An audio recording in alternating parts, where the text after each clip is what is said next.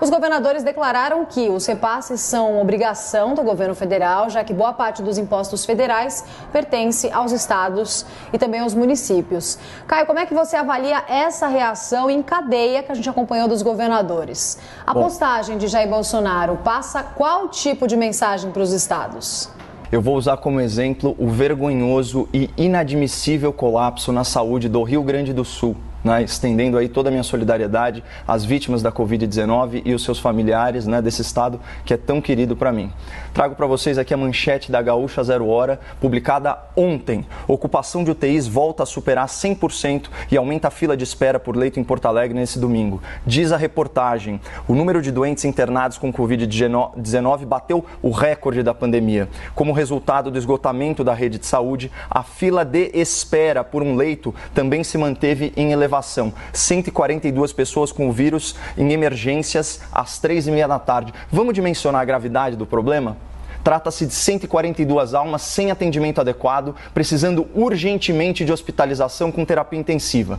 Agora vamos ponderar sobre o absurdo dessa situação em Porto Alegre. Isso acontece numa cidade desenvolvida, com 1,5 milhão de habitantes, que é a 6ª capital com maior IDH no Brasil e governada por um político adulado pela grande imprensa. E aqui eu faço questão de consignar a minha profunda decepção com as manifestações recentes do jovem governador do Rio Grande do Sul. Dia 25 de fevereiro, numa declaração no mínimo infeliz, o senhor Eduardo Leite afirmou por escrito, aspas, não tem como expandir muito mais os leitos de UTI. Até porque 60% das pessoas que vão para uma UTI, infelizmente, não sobrevivem. Leito não é garantia de não perder a vida. Que lógica perversa é essa, senhor governador? E os 40% dos pacientes que sobrevivem, graças ao cuidado intensivo, eles não valem o esforço, eles não valem o investimento em mais leitos de UTI? O seu compromisso constitucional não é garantir que as pessoas sobrevivam, é garantir que elas não morram por falta de atendimento adequado. A sua preocupação, na verdade, deveria ser só de ordem humanitária, mas, já que a sua frase denota uma visão utilitarista, quase maquiavélica sobre a gestão pública, eu vou tentar persuadir o senhor a cumprir a sua obrigação de uma outra forma, Ao escancarar essa falta de empatia, o senhor está comprometendo o seu futuro político. Governador, situe-se, ou melhor, comporte-se. O senhor é um presidenciável. Até nós, paulistas, sabemos que Eduardo Leite é o nome preferido e favorito do PSDB para a corrida presidencial de 2022. Mas para isso, o senhor precisa pelo menos fingir que se importa com as pessoas. Então, mais uma vez, ouça o conselho da dona Mariângela. Se você não é generoso por caráter, seja por inteligência.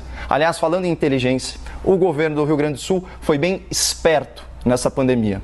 O consultor de empresas, Matheus Bandeira, que é ex-secretário do Tesouro, ex-presidente do Banrisul, ele publicou o levantamento sobre os repasses bilionários recebidos pelo governo gaúcho a título extraordinário de enfrentamento à pandemia. Foram quase 1,940 bilhões de reais para aplicação livre, mais de 830 milhões carimbados para a saúde e mais de 5 bilhões em rolamento da dívida. Então, no total, foram 7,930 bilhões de reais em verbas federais extraordinárias que encheram os cofres gaúchos. Então, para vocês terem uma ideia aqui, em valores oficiais da cidade de São Paulo, vocês fazem ideia de quanto custa a diária de um leito de UTI, como esses aí que o governador Eduardo Leite desprezou? Apenas R$ 2.100 por dia.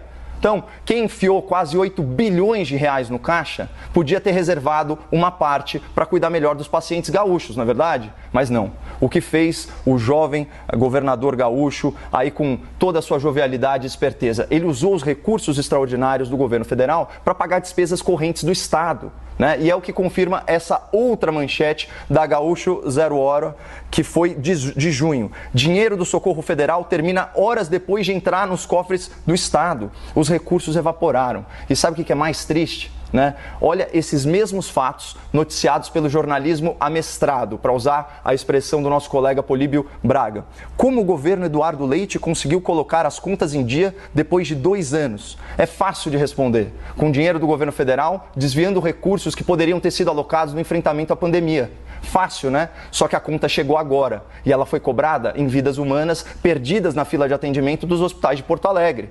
E esse é só o caso dos gaúchos. Agora, essa lógica ela se repete por todo o Brasil, né? Segundo o Banco Central, mais de 38 bilhões de reais repassados pelo governo federal sequer foram gastos em 2020 e estão aí recheando os cofres de estados e prefeituras. Muitos governadores e muitos prefeitos se aproveitaram fiscalmente da pandemia, não incrementaram de forma adequada seus sistemas de saúde e agora, com apoio maciço da imprensa militante, jogam toda a responsabilidade da sua negligência na saúde nas costas do governo federal. Então, do ponto de vista fiscal, essa pandemia fez o país empobrecer, enquanto estados e municípios enriqueceram. Então, se você quiser ser massa de manobra e automaticamente ficar culpando o presidente da República ou o ministro da Saúde pela falta de leitos em hospitais municipais, em hospitais estaduais, fica à vontade, esse daqui é um país livre. Mas saiba que a sua crítica é injusta e reflete apenas uma predileção política, não a realidade contábil dos fatos.